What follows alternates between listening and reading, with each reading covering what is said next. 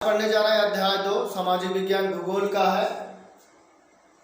भूमि, मृदा, जल, वनस्पति, प्राकृतिक वनस्पति, वन्य जीव एवं संसाधन। तो हमने अध्याय 1 अपलोड कर दिया गया। उसे संसाधन क्या है, जो भी आप उपयोग कर रहे हो तो वो क्या करते हैं, संसाधन कहलाते हैं। संसाधन प्राकृतिक संसाधन की बात कर रहा है, प्राकृतिक वनस्पति वन्य जीव की। तो यहाँ बोला गया है कि विश्व की 90% जनसंख्या भूमि के क्षेत्र का 30% भाग में रहती है और शेष 70% भूमि पर विरल जनसंख्या या वहां निर्जन होता है। तो कहने का मतलब ये है कि जो जनसंख्या सबसे ज्यादा 30% में घनी आबादी पाई जाती है, बाकी 70% में कहीं पर्वत है, कहीं पठार है, कहीं रेगिस्तान है या विरल होती है। अब विरल और सघन क्या होता है? विरल मतलब होता है दूर दूर वास करना या निवास करना, और सघन मतलब पास पास। अब ये डिपेंड करता है कि वो पर्वत है या पठार है या मैदान। तो कैसे जानेंगे? देखिए, जो पर्वत होते हैं ना, पर्वत बड़े होते हैं, ऊंचाई में रहते हैं, फिर पठार, फिर ये नीचे मैदान। तो ज्यादा पब्लिक कहाँ रहेगी? मैदान पर, जो कि भारत में ज्यादा प्रतिशत किसमें? पर्वत में है, पठार में है, और रेगिस्तान है, जैसे सहारा रेगिस्तान हो गया। तो बहुत सारा एरिया जहां, अब रेगिस्तान क्यों? क्योंकि वहां पर पानी की मात्रा नहीं पाई जाती, ये कम मात्रा में पाया जाता है। तो ये होता है। अब भूमि का उपयोग, अब भूमि का उपयोग आप कहीं भी, अगर जो भूमि है, भूमि तो है, लेकिन आप अगर जो पानी नहीं है, वहाँ खनिज लवण नहीं है, कौन कौन से मानव अगर वहाँ निवास कर, तो उसके लिए क्या क्या आवश्यक है? तो जल हो, मृदा हो, स्थलाकृति, जलवायु, खनिज, मानवीय कारक, ये अगर जो है, अगर बंजर है तो वहाँ थोड़ी ना रहेंगे। आप पानी है वहाँ पास, तो पानी है मतलब आसपास की आप खेती कर सकते हो। तो ये डिपेंड करता है कि वहाँ के मनुष्य रहे।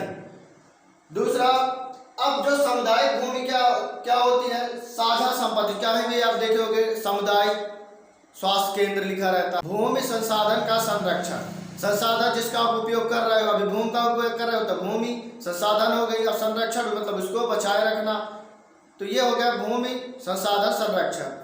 अब भूमि को हम कैसे बचा के रखें? एक तो है हम वनारोपण करें, पेड़ पौधे लगाएं। पेड़ पौधे लगाने से क्या होगा? पेड़ पौधे की जो जड़ें हैं वो मिट्टी को पकड़ कर रखेगी। जब पानी आएगा तो उसके बहाव को कम कर देंगे, मिट्टी के कटाव को रोकेंगे। दूसरा, अधिचरण को रोकना।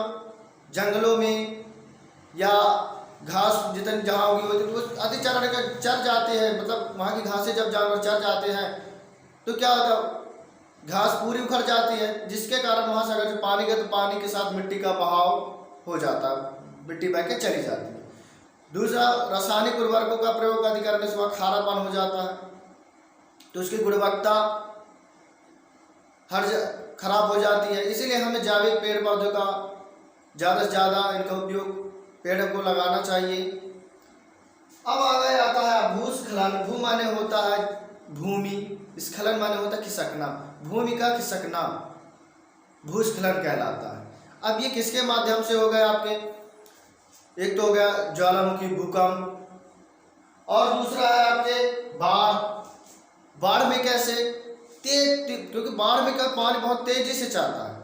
जब बहुत तेजी से जाता है तो वहाँ अपने साथ मिट्टी, पेड़ पौधे सबको बहा के ले जाता है, तो इसके द्वारा भी भूस्खलन होता है।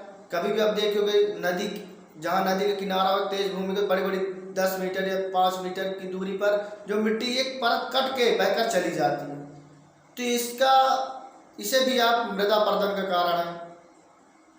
भूस्खलन पृथ्वी पर जब भूकंप आता है, तो जब भूकंप आता है तो क्या होता है? बड़ी बड़ी चट्टानें या पहाड़ों के ढेले ढह जाते हैं, नीचे आ जाते हैं। तो ये है मेन इसका कारण भूस्खलन का। अपक्षय मतलब होता है टूटना।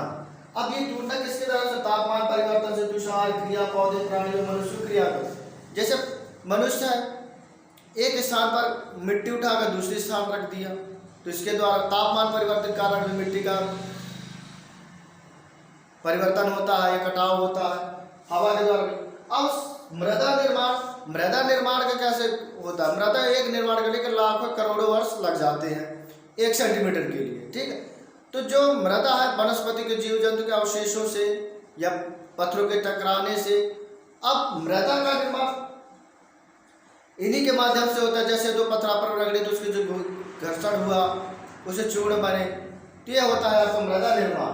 और दूसरा, अगर जो भूमि का आप देखे हो कहीं गड्ढा खाने हो या कहीं नाली बनाई जा रही हो या कहीं कुआं बनाया जाता है, ये परत आपको दिखाई देगी। पहली परत में ह्यूमस। ह्यूमस क्या होता है? जीव जंतु वनस्पति के अवशेष रहते हैं, यहाँ पर सबसे ज्यादा आपके पोषक तत्वों की प्रधानता रहती है, क्योंकि जब पोषक जब कोई जानवर या वनस्पति डेथ होता है, मृत होता है, तो अपने पोषक तत्व यहीं इसी में रखता है और इसी में पेड़ पौधे ग्रो होने के लिए बहुत आवश्यक होता है। यहाँ केंचुए आपको मिल जाएंगे, छोटे छोटे जीव जंतु ज्यादातर इसी में पाए जाएंगे। तो ह्यूमस हो रहा है कि उसमें हवा भी पर्याप्त मात्रा में जाती है, क्योंकि बिल यहाँ पर बनाए रहते हैं। जीव जंतु केंचुए हो गए, है ना, चूहे हो गए, बिल बनाते क्योंकि यहाँ प्रॉपर हवा भी जा रही है। दूसरा, अब आगे ले रहा है तो गाद, मिट्टी, क्ले मिलेगी आपको, जिस बालू। तीसरा, कायांतरिक चट्टानें, अपक्षय चट्टानें, छोटी छोटी चट्टानें बालू से रहती है, ये क्या कहलाती है? अपक्षय चट्टानें। जड़क चट्टानें बहुत बड़ी चट्टानें होती है, यहाँ तक आप पेड़ पौधे ज्यादातर कहाँ तक जाते हैं? आपके इतने तक आते हैं, बाकी यहाँ तक नहीं। जो पेड़ जितना लंबा होगा उसकी जड़ें यहाँ पर उतनी नीचे तक जाती हैं। अब ये जड़क चट्टानें, ये मेन चट्टानें हैं। बोर आपकी बोर जा चुके हैं, जो यहाँ तक जाती है, बोर यहाँ तक जाते जाते और यहाँ तक इसमें तक नहीं आ पाती, क्योंकि हम नीचे आए लेयर बन जाती है ऐसे। ये होता है आपका। इसी तरह वीडियो देखने के लिए प्लीज चैनल को लाइक सब्सक्राइब अवश्य करें। Thanks for watching.